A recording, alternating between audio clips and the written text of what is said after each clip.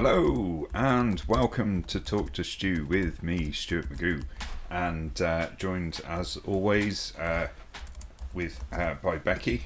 And unfortunately, the Duke of Nuke will not be with us tonight because he has parenting duties and is doing some art with his daughter, my lovely niece, Anastasia. And yes, so we are... Excuse me, let me put my teeth in so I can speak properly.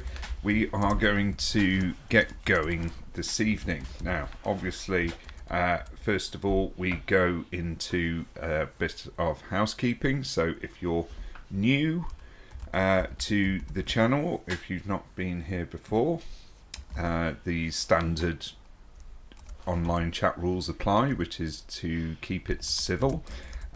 We have Rebecca is there as Becky. Hi. Becky My name is Rebecca. I am new to this. So I was just reading it off the screen. Becky is there to moderate, so if anyone gets a bit chopsy or starts saying things that they shouldn't, then most likely they will get short shrift. Just move. Ooh, I can move my camera around. That's interesting. So, yes. I've got Isabel's question. I don't know. Is my mic up now? Yes, I think so. So, fire away with the question. Lovely.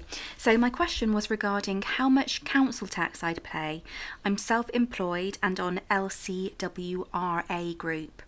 I also wonder about prescriptions. Not yet had migration letter. Okay, so... when you move on to universal credit from employment support allowance, the way housing benefit is calculated and council tax support is calculated is a little bit different. So rather than it being the entire amount, or not the entire amount, but the maximum amount, that's the correct way of saying it, rather than the maximum amount being given, again, you may get the maximum amount, but that's given all as one sort of lump sum. And in certain situations, in certain circumstances, you can ask for your housing benefit to be paid directly, but generally speaking, that gets paid to you in one sum, which you then go to. You then have to pay your.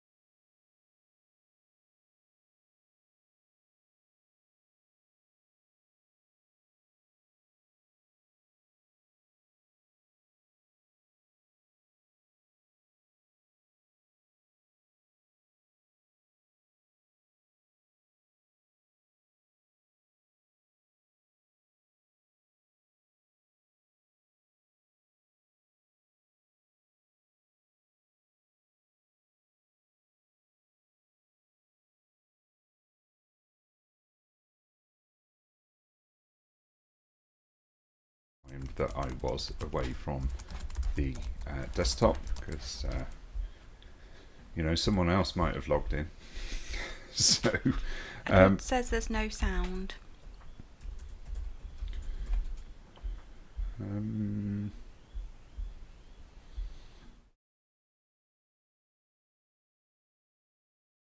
Let me just check that. Okay, has the sound come back on when we're looking at this screen? I think it was just the particular screen that we were looking at there. So yes, for people that were watching that, apologies there for the confusion. just re-looking at the screen right now to try and get the correct rates up for you. But basically, the council tax support is paid at pretty much the same rate that you would get it. So the council tax is set by your local authority, and the same rates are payable through universal credit as through council tax support directly. But that comes as part of your universal credit payment usually, and then you have to pay that yourself out of that. So I always recommend that you budget to take into account for that amount to make sure that it is taken out. You can of course set up a direct debit, of course, but I'm probably preaching to the converted with that one. So what was the other part of the question? Let me go back. Also wonder about prescriptions. So the same applies for prescriptions under universal credit as under employment support allowance, as far as I'm aware. Prescriptions are still free, but you have to sign for them to say that. Now I'm just going to try and flick over to my email account to see if I can find Edward's question. So, right, let's go to, here we go.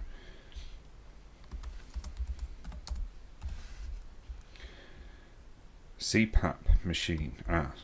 Sarah, his partner uses a CPAP machine in relation to obstructive sleep apnea, which is treatment provided by the NHS, and it's an essential piece of equipment. Sarah can't sleep without it. Failing to use the equipment results in a deterioration of her overall health. How can we obtain the necessary points in relation to PIP question 5, managing treatments? That's a very good question. So, managing treatments is probably one of the questions where people can generally pick up more points in a sort of I wouldn't say an easy way, but when things are clinical, then it's quite easy to just explain the steps with every single element of it.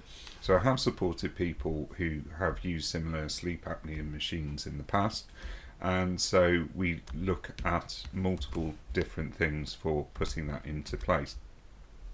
So what are you actually doing in terms of the setup every evening? How are you then putting that on?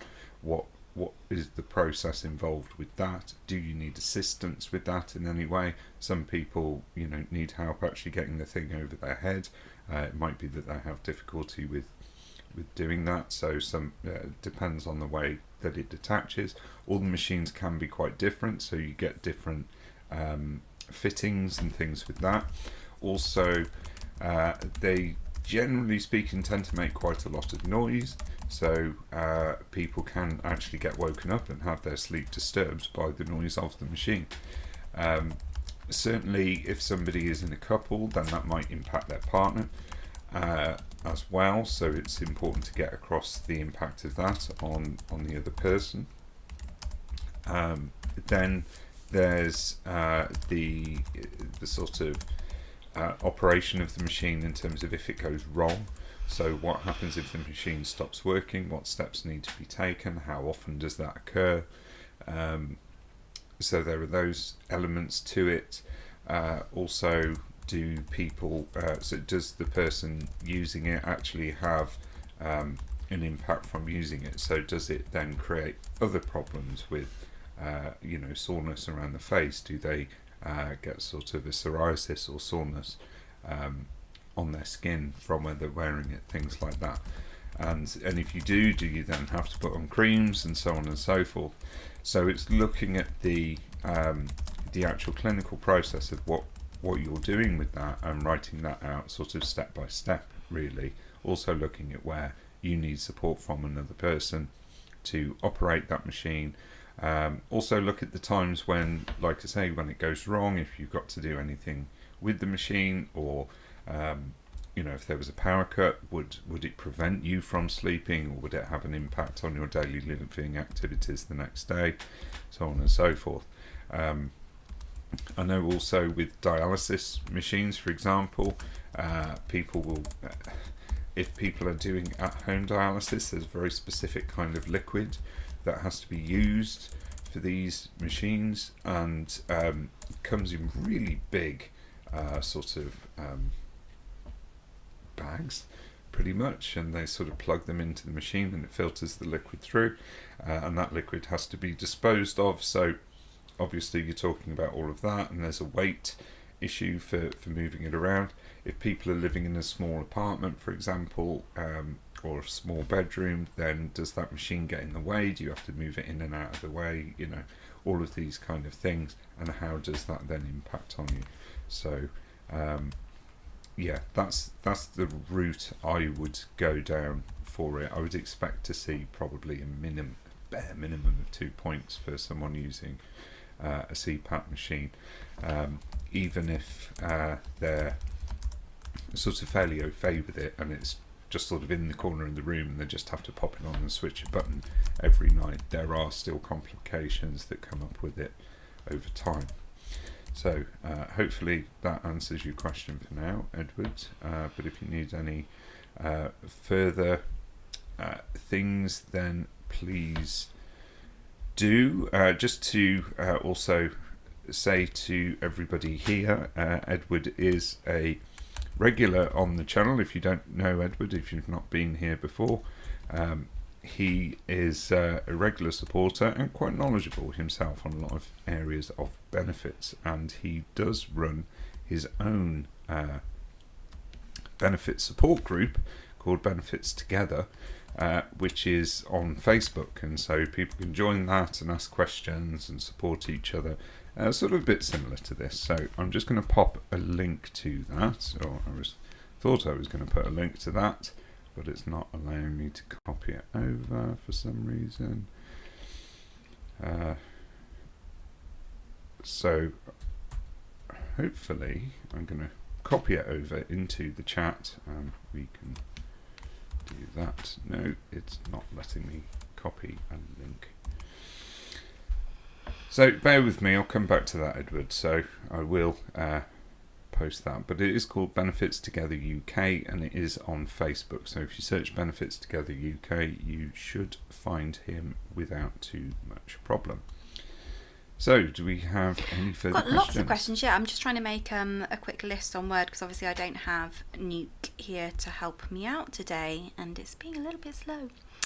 So we had a question from Brian, which Edward has helped out with.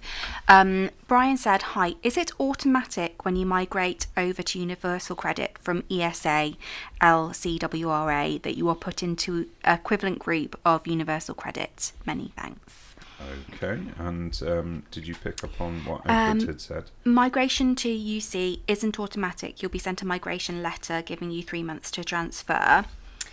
And Brian thanked him, and yeah, he thought he was aware of that's when the migration takes place. So I'm not sure if there's another facet to that question that you can help with. Yes, I think so. Could you repeat the original question? Yes, I can. Let me scroll up Please. again. Thank That's you. okay. So, is it automatic when you migrate over to Universal Credit from ESA LCWRA that you are put into equivalent group of Universal Credit? Okay, so what Edward said is correct. The migration itself doesn't happen automatically. You have to, so pretty much from the 1st of September through to December, if you haven't yet received a letter telling you to migrate over, then you should receive a letter. Now, the advice is that you have to begin the process of migration within 3 months of receiving that letter, and you have to do that yourself. However, my recommendation is you do it as quickly as possible. Before you do it, it may be wise to seek out help from the CAB if you're not sure how to do it, or if you think you're going to have any problems with setting up the application.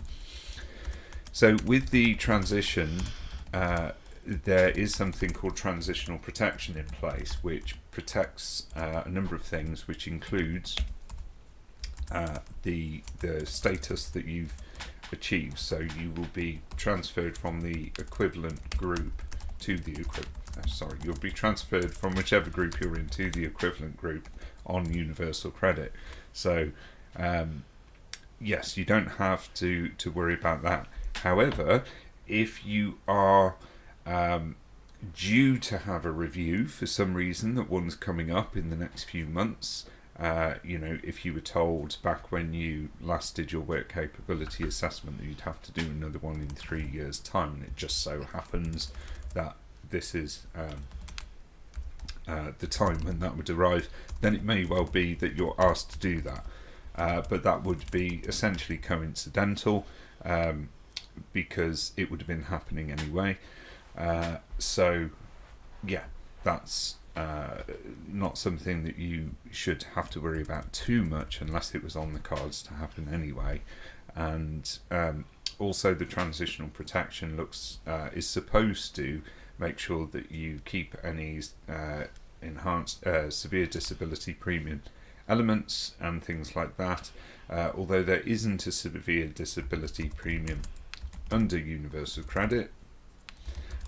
There is the transitional protection, which essentially keeps you on the same rate.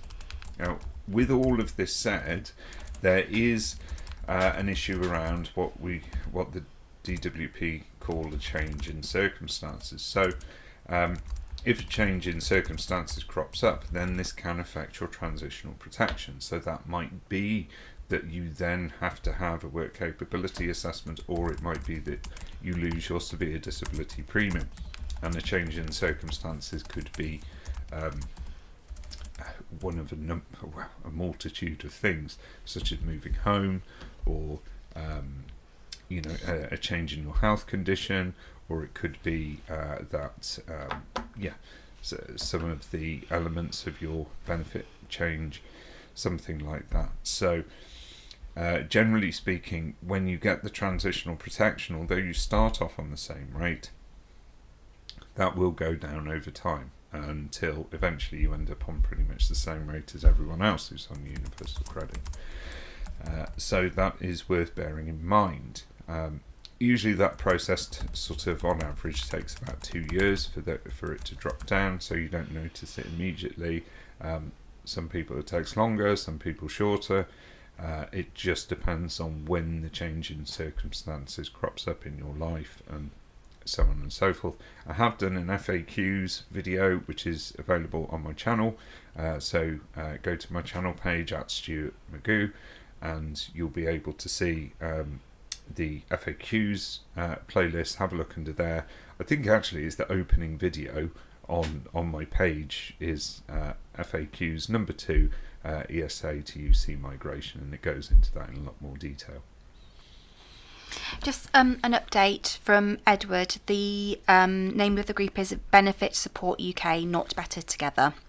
So that's Benefit Support UK. My apologies. I don't know where I got Better Together from. Perhaps it changed. Yes, and yes, no, that was the previous group. So yeah, don't join that one. Join Benefit Support UK. Please do, and yes, I'll post the link again in the thing with the right name. Okay, I've got a lot of questions coming in, Stu, just to let you know, so if we can move on to another question. Lovely. Mo X has sent in a question saying, hi, can I send a sick note into Universal Credit a couple of days late due to the doctors being busy? Thanks. Yes, so whenever you do anything and it's sent late, whether that be replying to sending in your PIP application, or the mandatory reconsideration, or any of these things, if you are in a position where it was unavoidable that it was late and the circumstances were out of your control, and so it's not you doing that thing, then yes, you can send it in a bit late. However, you must make it very clear as to why it's late and give the specific reasons. And if you can provide any extra evidence for that, such as if there was a note from your doctor in some way, I'm not telling you to get a note from your doctor in addition to the note that they've already given you, because they might not be able to do that, or they might charge you for that.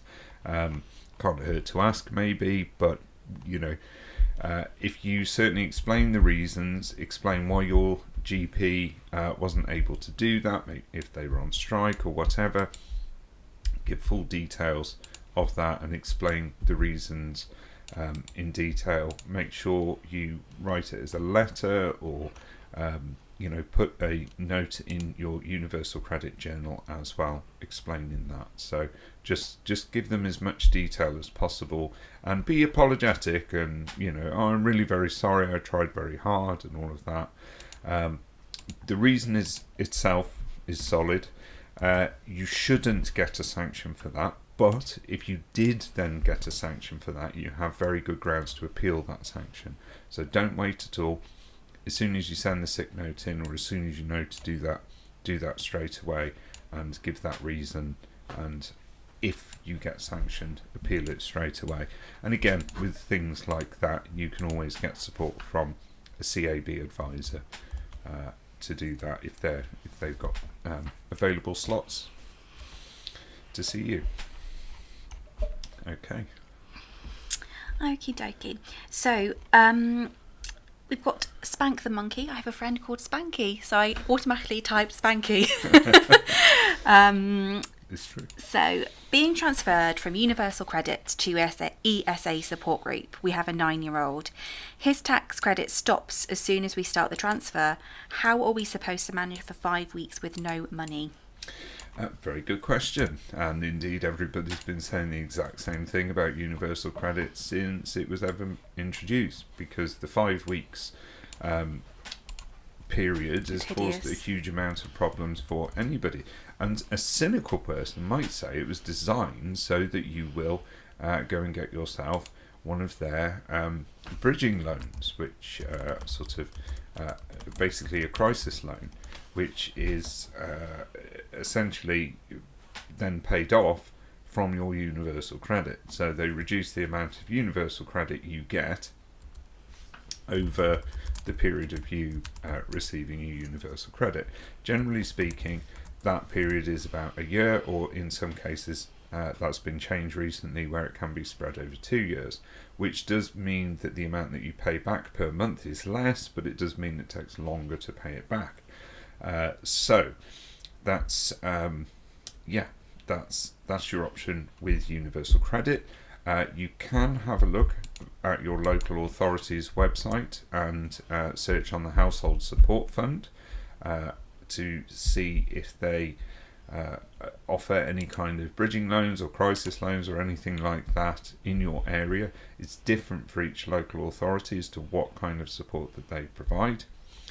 Also, if you look on the Turn to Us website, so that's TURN2 us.org.uk. I'll post the link shortly. If you have a look on there, there is a grants finder as well, so if there's any emergency grants available in your area that you might be able to apply for, that might be one way to go. There are occasionally some charitable organisations that do emergency grants and things like that. Also, I recommend going and seeing somebody at the Citizens Advice Bureau or somewhere similar to that, as they'd be able to refer you to a food bank as well. Although it's not ideal to have to go to a food bank, it can mean that you can offset some of your costs by doing that.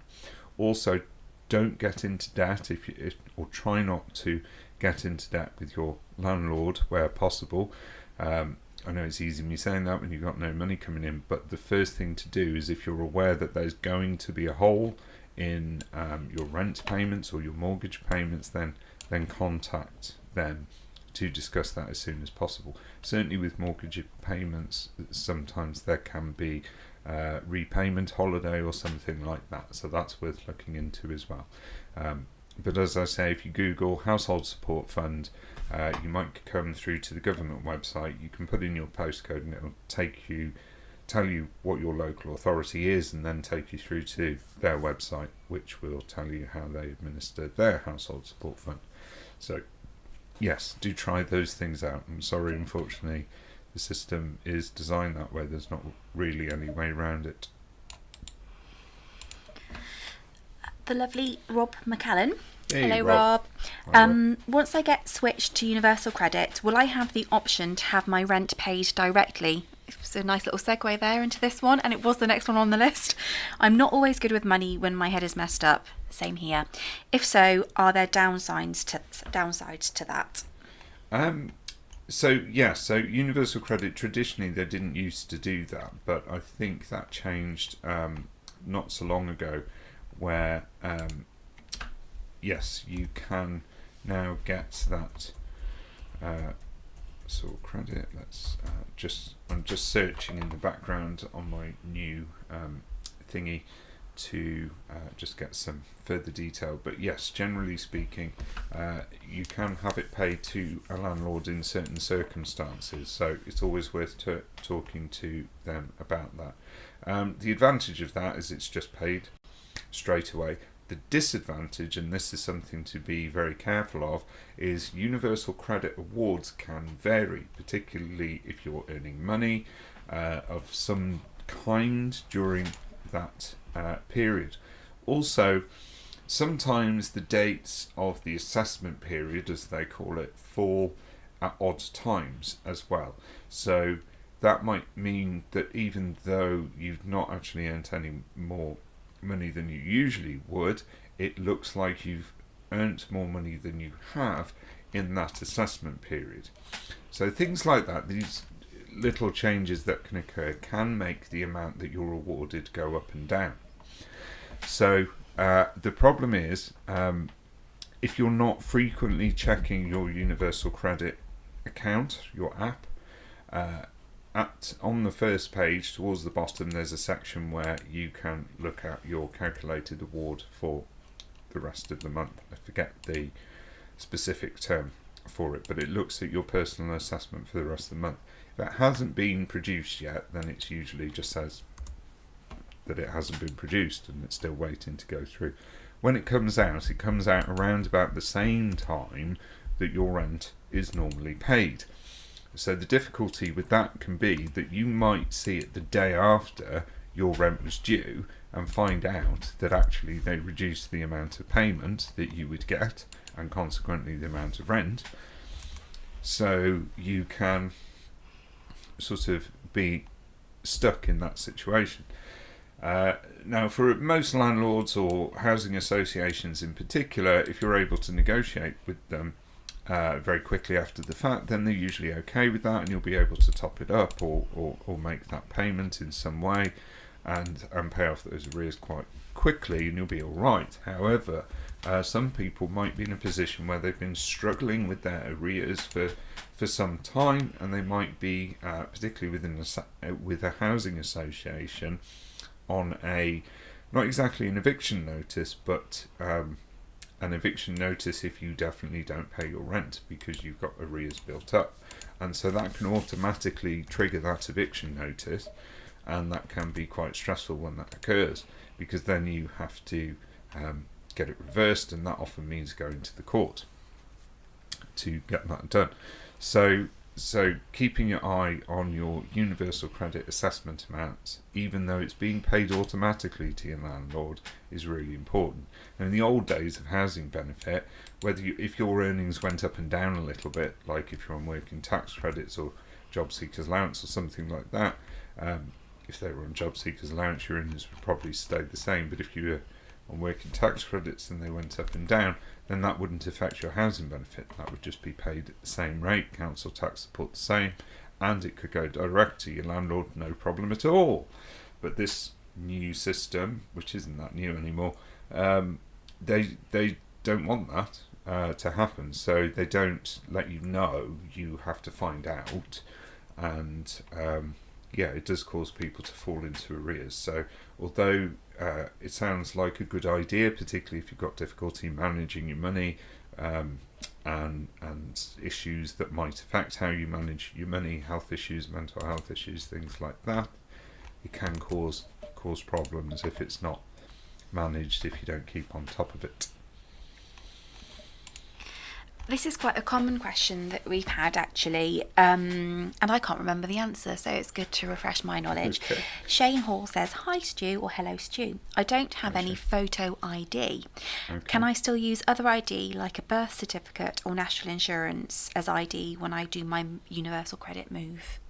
You can, but you will need multiple types of those things. However, you may need to also apply for a photo card ID as well. It's preferable to have the photo ID. Let me see if I can find the specific section on here.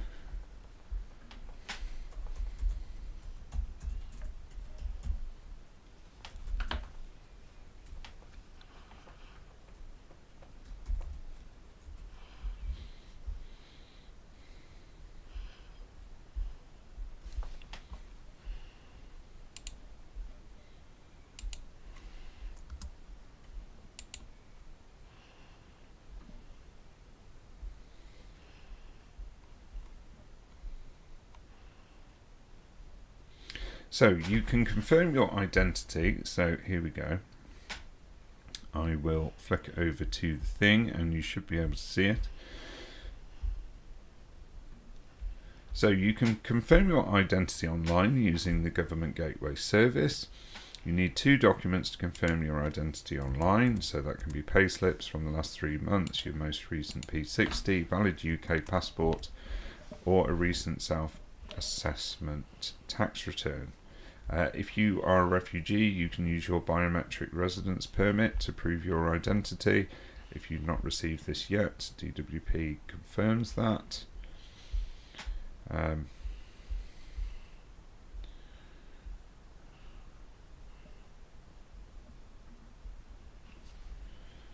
So, yes.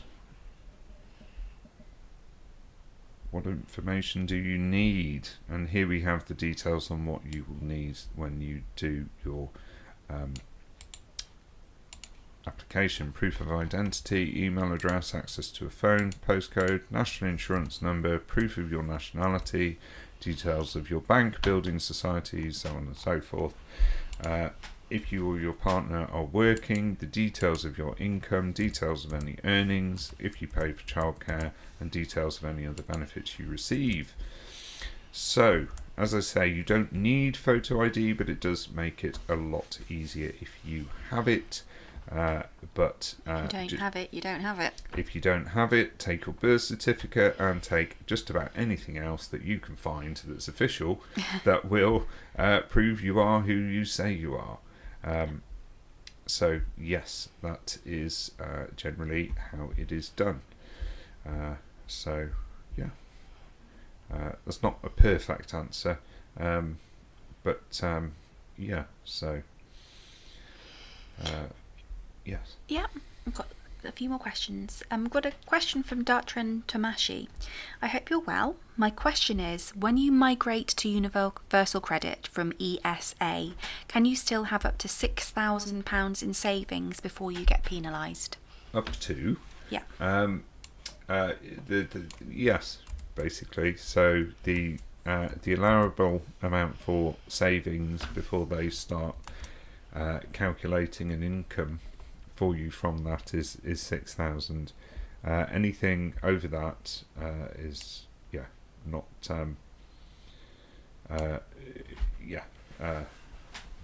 they will calculate it.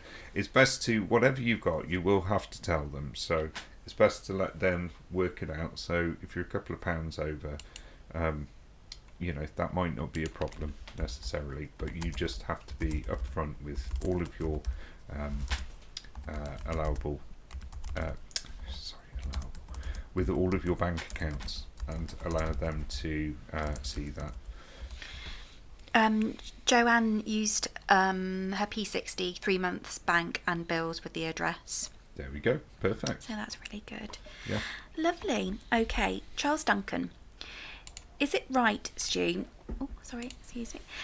People claiming ESA only will have to move to universal credit within 12 months instead of 2028 to 2029. Yes, that's correct. And Okay. actually within the next 3 months. Okie dokie. Mo Bark. Hi. I'm waiting for the moving letter from ESA to Universal Credit. I've got severe mental health and can't mix with people. I'm worried about going to the job centre every week. It makes me really nervous with all the pressure. Yes, that is understandable. It is difficult. There are certain circumstances where people can have their assessments done over the phone and those kind of things. So it is important that you, at the earliest opportunity, make that very clear to them as to why. You may need to provide evidence to back that up. So if you have evidence, if you've been on employment support allowance, it might be that you provided evidence previously in a work capability assessment, maybe under personal independence payment assessment. If not, speak with your GP or if you're getting any support from any medical professionals, and yes, provide as much information as you can in your initial assessment. Generally speaking, it depends on the area, but generally speaking, most people are contacted by phone after they have set it up and indicated that they have a health condition. And when they're looking at it and they see that you're under employment support allowance and they give you that transitional protection, you should be in the same or the equivalent group. So if you're in the support group, then you'll be taken over into the support group or the limited capability for work related activity group, as it's called, under universal credit.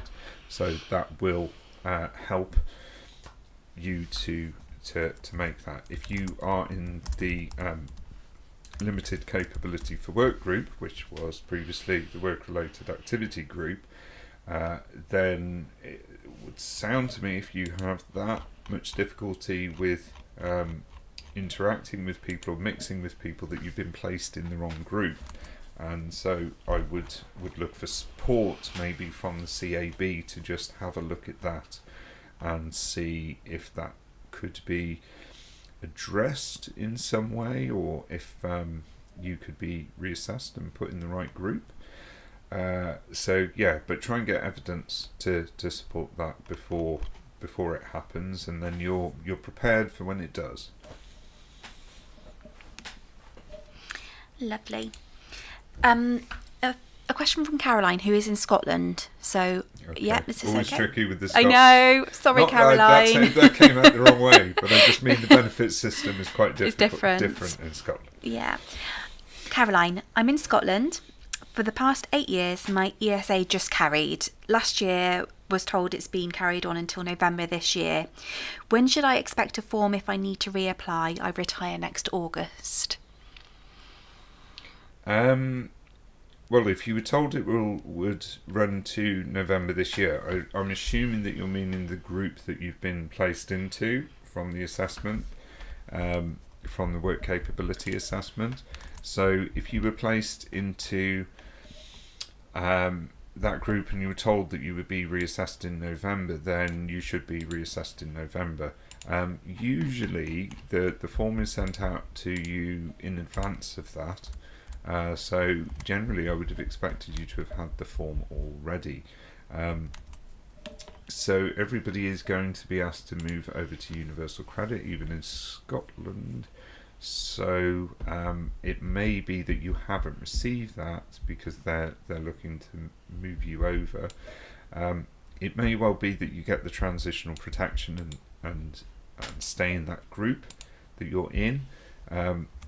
And if you're retiring next year, it might it may well be that you have to jump through these hoops until your state pension comes in, but once the state pension comes in, then you'll be hopefully. You okay there? Sorry, I'm just distracted because I saw that there was a message pop up about it. But yes, so I am getting tired, to be honest. My brain's shutting down. No, we've got a few more questions. Okay, but yes, once the state pension comes in, you'll be okay. But just ride it out to then, and don't do anything until you're asked to. But when you're asked to, do it immediately.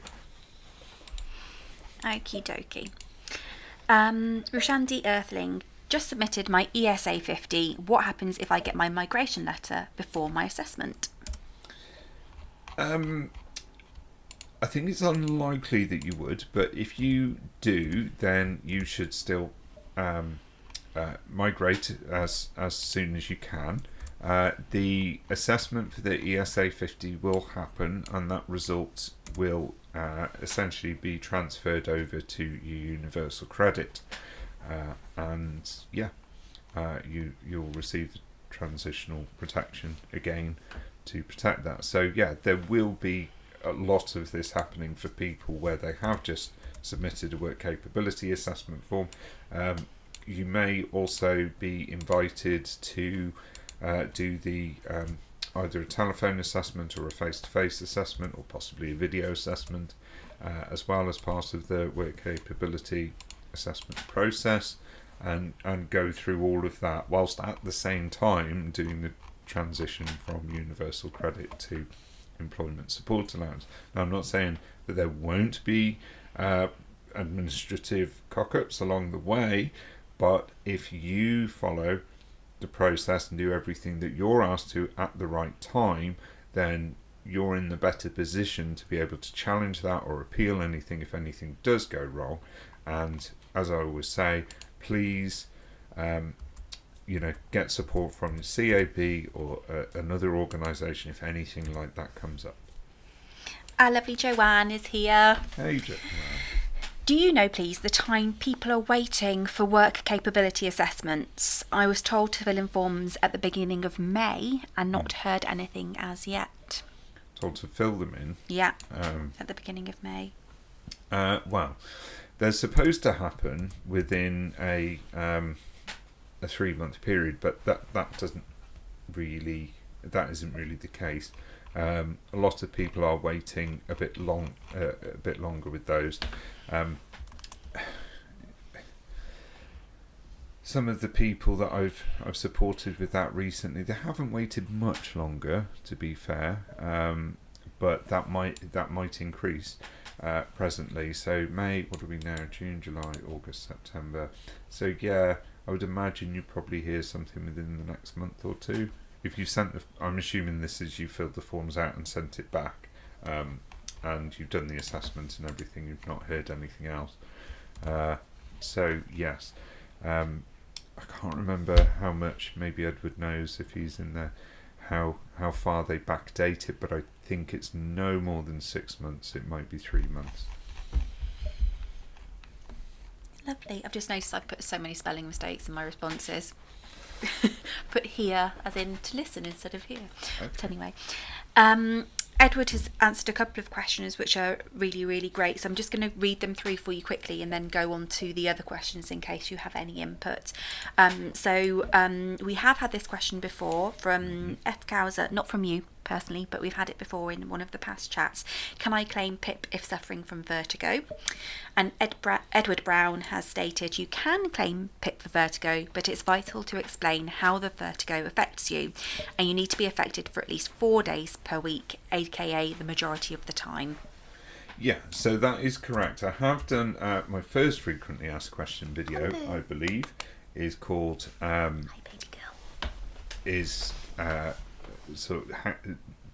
Can I claim for this condition or that condition? So ultimately, it doesn't really matter what condition you have, it's how that condition affects you. As Edward says, it has to be over a certain amount of time, it has to be quite significant. So if you dig out that video on my profile, that will go into it in a bit more detail if you want. So it's one of my FAQs videos. I think it's number 1, it might be number 3, but yeah, it's in those lists. So yeah, cool. Do you know a Gladys from Brentford in West London? If so, she's here and she says hello. Do I? You might do. I might do. Okay. She said, "Thank you for your advice and support." Thank you. We've had a question from Brad. Stu. Hi, Stu, he says. Hi, Brad. And Bonnie is saying hi to you too, Brad. Sorry if you can hear that. Have you heard any news about what the Labour government are planning to do with PIP? Are they continuing with the consultation? Well, I've just done a news video update on this. This is Shameless plug. Shameless plug, yes. It's it's the last video that I posted in front of this one. So there's no conclusion as yet. Just in brief, basically the consultation has gone ahead. Stephen Timms came out afterwards saying they are going to consider all the evidence that was submitted, but that Labour are going to come up with their own plan in their own time. Thank you very much. So they're not. So the wording of what he said is quite interesting because it does suggest two things. One, that Labour are going to be making some changes to the benefit system and probably including PIP, and two, that those changes won't necessarily be the same as the Conservatives and probably will be different. So it might be that they abandon the vouchers idea altogether, and let's hope that they do, because it's crazy, it's American nonsense, food stamp side of things. But that's not to say that they won't come up with some alternative to that. The big issue for Labour is how to administer the mess that they've inherited, because there's such huge problems with staffing at the DWP at job centres and PIP assessors and all of these kind of things, plus the backlog of people needing reassessment for PIP is just going up and up and up and up and up. So they've got a bit of a perfect storm going on there at the moment. So they are going to have to do something. One would hope it's for the best, but considering the things they've done so far, I'm not holding out a huge amount of hope. But as long as they just get rid of the vouchers idea that's causing everyone so much worry, that would be a start, I think. So we'll just have to wait and see. Nothing conclusive yet. We've had another question from Brian. Hello again, Brian, and the lovely Edward has also answered this one, so I just want to run through it. When migrating over to universal credit from ESA LCWRA, do you always have to provide a fit note from the GP? Thanks. And Brian has said no, the migration process is fairly straightforward and you won't need to provide sick notes from a GP. You won't need to have another assessment either. Yeah, exactly. Lovely. Thank you, Edward. Thank you, Edward. And Rob as well, thank you ever so much. I know you said you hope that Stu doesn't mind when you comment on his videos. Of course we don't. You're always there, you're always supportive, and that's what we want from our community and our followers. It's absolutely brilliant. Well, quite often Rob's putting a comment or something, explaining something to somebody, and I know it's something that I've discussed in the past or something like that, and whether he's learnt it from me or elsewhere, I don't know, but I just sort of like, oh, cool, and and it helps me out really, because there's so many comments, and I try to answer as many as I possibly can, but it's not always possible. So sometimes Rob or other people drop in and answer things. If I've got anything to add to it, then I will. But because that's sometimes there's a bit to add to it. But generally it's really helpful, and it just makes people feel like they're being looked after. I just wanted to really quickly add, I'm sorry, Spank the Monkey again. I'm just going to quickly comment on Lisa Sargent's comment here, who's on Universal Credit now, can't understand anything, and when she writes in the journal tab, no one replies back to her. Lisa, if you know how to, take a screenshot of every single thing that you are writing in that journal, because I had similar issues and they essentially said I was lying, but I'd kept everything in screenshots. They also closed down my journal as well without my prior knowledge, and luckily I had saved absolutely everything. So keep copies of everything, and if you are able to Google the complaints process, have a look at that too and see if maybe Citizens Advice Bureau could help you out, because it sounds like that's a real failing on the part of the Universal Credit team that's looking after you. Sorry, Stu, I stepped in there. No, but it really infuriates me. It does. In terms of the complaints process, generally speaking, it's the complaints process for your individual job centre. Yeah. So you can find out details about that on gov.uk. But as Becky says, take photos of everything, because also with the Universal Credit app, it deletes or removes your input after a certain while. So when you get sort of 3 weeks, 3 months down the line, you'll find that, or 6 months, you'll find that communications that you've had back and forth will disappear, and quite often specific bits of communication will just disappear out of things. So every time you send in an email, message or a letter, whatever it is, screenshot. Yeah, and if you're sending in emails, CC yourself into every email and keep a folder of them. Even if that means, if you don't have much space on your machine or what have you, print them off, whatever.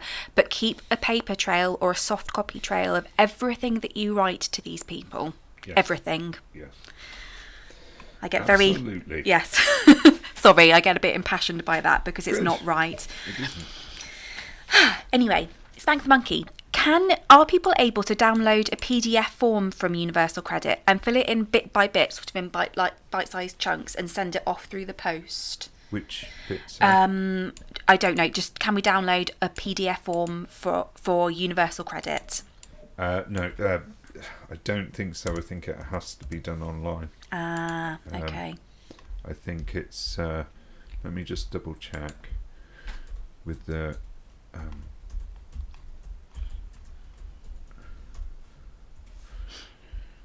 How to claim.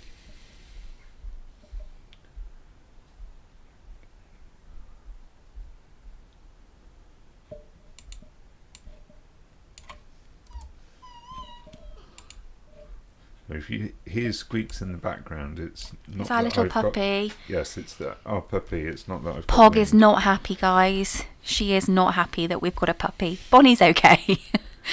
Poggy's a bit mean. Yeah. So there's no PDF form available online to people. However, if you have difficulty with completing the form because of some sort of language barrier or disability, sensory impairment, things like that, then you are advised to phone the helpline, and it may be that you're able to acquire the form in a different format, or that you could get support from your local job centre by going in and having you can have a paper form. Fill that in for you. Lovely. Shane is wondering how will he have to prove his ID? Does he need to contact the job centre? He doesn't think he'll be able to do it online because there are limited options for ID. It's mostly, the photo ID. So how will he prove? Shane had asked about the different forms of ID earlier when they don't have a photo ID. Yeah. So he's now saying, how will I have to prove my ID? I'm assuming that would be going in person with the documents. Yeah, so after you've done your application, you'll be invited in to take in your documents. So there's usually a one-to-one session, and it is usually just taking in your documents, and they will photocopy those and sign them off. It might be sometimes that they link it with your first meeting with your job coach, who then goes through all of the basic things that you need to know about Universal Credit. It might be that they arrange further appointments with you. So you'll have to take them in to be seen. Clarabella, beautiful name. Mm. Has it been announced when people on contribution-based ESA are being moved over to Universal Credit? My only other benefit is PIP. I'm in LCWRA group. I can't remember. I don't think it has. I think that was left that it was going to be quite a while yet. So I think that was. I can't say for certain, to be honest. I'm getting a bit foggy and fuzzy now. I only got a couple more questions, love, if you can power through. Yeah, Should we see? I can't answer that one, I'm really sorry. I'll have a look. I'll just pop my email address in here. So if there's any questions that I don't get to answer tonight, then just email them through to me at the address that's now coming up. This one is more of a sort of a concern. It's from Kitty Bell, and we just heard that someone, is it Joanne, I think, has just got a new kitten. So yeah, that's another nice little, a new cat. A nice segue again. So Kitty Bell, I don't want to lie, but to claim Universal Credit online and admit to having online access, won't DWP say I'm able to Google and spend all day on Facebook, etc.? Should I ask for phone claim? You know how they twist things. Well, they could. It's possible. I don't think it would be in their interest Good boy. to do so for something like that. I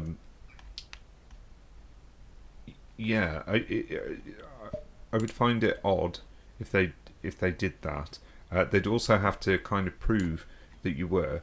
I think if you did that and you were on Facebook all day, doing different things, it would depend on what the reason is as to why you can't fill it in exactly.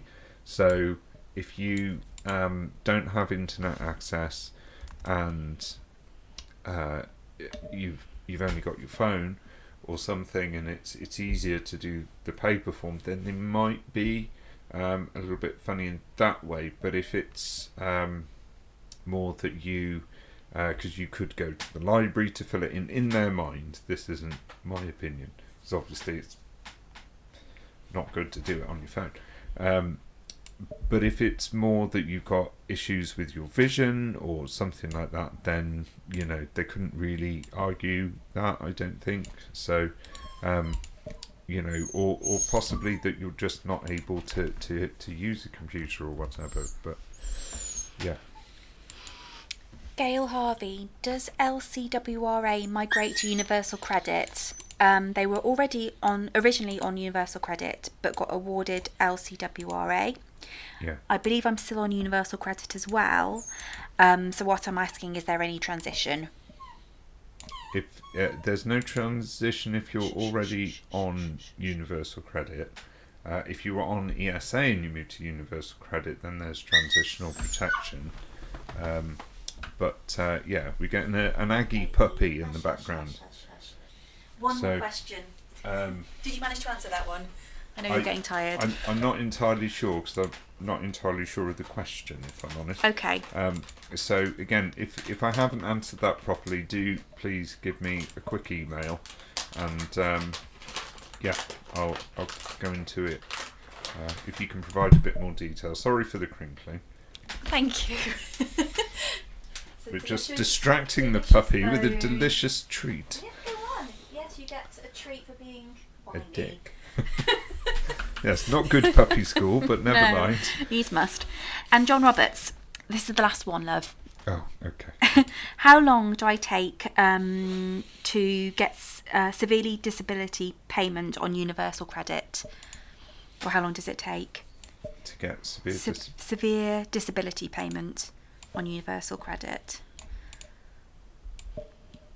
I'm not quite sure about the question really. So there isn't a severe disability premium on Universal Credit. It doesn't exist. So if you're on employment support allowance and you do the transition over to Universal Credit, then you should have transitional protection and get a similar amount to that.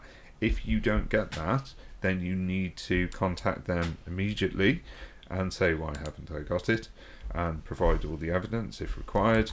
And then if they don't respond, as some people have been saying, they just don't respond to your journal contacts to them, then look into beginning a complaints process with that. But that would be handled by your job centre. Your job centre plus. Sorry, I forgot the plus. Lovely. Right, Stuart McGoot, I think it's time for you to go to bed. Okay. And it's time for us to say thank you, everyone.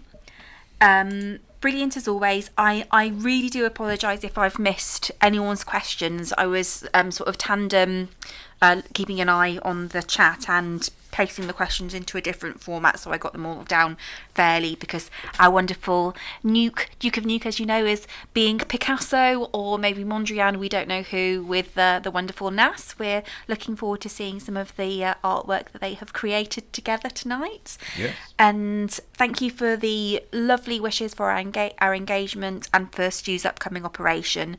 So yeah, we're not quite sure how long the recovery is going to be, but we'll keep you posted. He's in the chat. What? Duke, what are you doing? Oi, Duke, get back to your paints. Yes. Oh, bless you. Thank you ever so much, everyone, for all of the love and best wishes, and I shall make Stu a nice hot toddy, and I shall soothe his fevered brow. You never have before. I know. Well, we'll get a hot toddy This is occasionally. just fake news. Yeah. And we're going to. You're all fake news. Oh, just thank you. yes, That's Lisa lovely. Sargent. Thank you, Lisa. That's Thank you really for the kind. super thanks. That's And really yes. appreciated. Rob's put Duke the lazy Duke. I think he's probably been more worn out this evening doing the painting than being here. Oh, well done, Super Dad. That's brilliant. So yes, thank you to everyone for tuning in, logging on, and hopefully I've answered all your questions. As I say, if I haven't, my email address is on the Chat. on the chat a bit further up in the chat if you scroll up, or it is on the front page of my channel, so you can find it there. Not sure when I'm going to be back, because I'm going to be in surgery, hopefully, all being well, touch wood, next week. And I will be trying to get some content out next month, but I can't promise when it's going to be, and I don't really know if we're going to do this next month or not. So we're just going to have to wait and see, but I will keep everyone updated through through the channel. And yeah, thank you all for your support and the support you give each other. And yes, so we'll see you all again soon. Where's Bon? She gone. She gone. Aww. Yes. So yes. Bye. I was going to bring Bonnie in to say bye, but she's not here. Sorry. Cool. All right. Take care, everyone. Bye, everyone. Bye.